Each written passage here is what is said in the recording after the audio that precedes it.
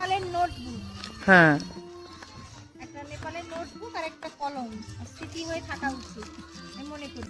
का दाम बताइए। देखिए बनाने के समय है आपको हाँ। 230 का लगा देंगे, नहीं पूरा 200 कीजिए, फिर भी 220 कर दीजिए बनाने के समय है।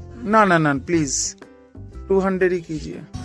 নমস্কার, সৌমেশ ডায়েরির আরও একটি নতুন ভিডিওতে আপনাদের সবাইকে স্বাগত। Welcome to Nepal.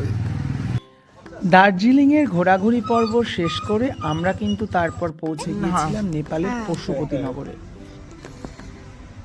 এটা একটা আলাদা একটা স্পেশাল ব্লগ করবে। প্রথমে নেপালে ঢোকার সময় আমাদের ভারত নেপাল সীমান্তের 3টি জায়গা থেকে বিভিন্ন রকম কাগজ জমা দিয়ে কিন্তু বিভিন্ন আমাদের ডকুমেন্টস তৈরি করে নিয়ে যেতে হয়েছিল। नेपाल का कौन सा डिस्ट्रिक्ट है? इलाम जिला। और ये यहाँ से काठमांडू कितना दूर?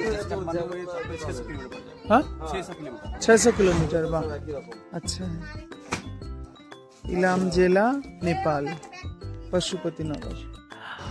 আমরা নেপালে পৌঁছানোর পরে এই বাজারে যখন প্রবেশ করেছিলাম সেটা কিন্তু খুব সকালবেলা, যে কারণের জন্য দোকানপাট কিন্তু তখন খোলে। নেপালের নোটবুক, হ্যাঁ একটা নেপালের নোটবুক আর একটা কলম স্মৃতি হয়ে থাকা উচিত আমি মনে করি। না থাক, এগুলো নেব না আমি, কিছুই দরকার নেই থাক। একটা নাও।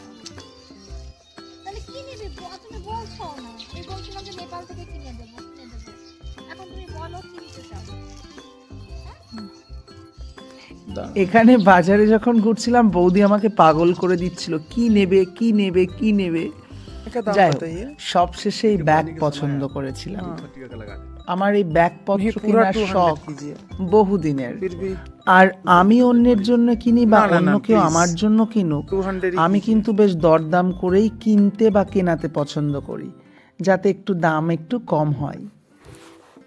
যাই হোক, কিনবো না করে কিন্তু অনেক জিনিস কেনা হয়েছিল, নিজের জন্যই হোক বা অন্যের জন্য।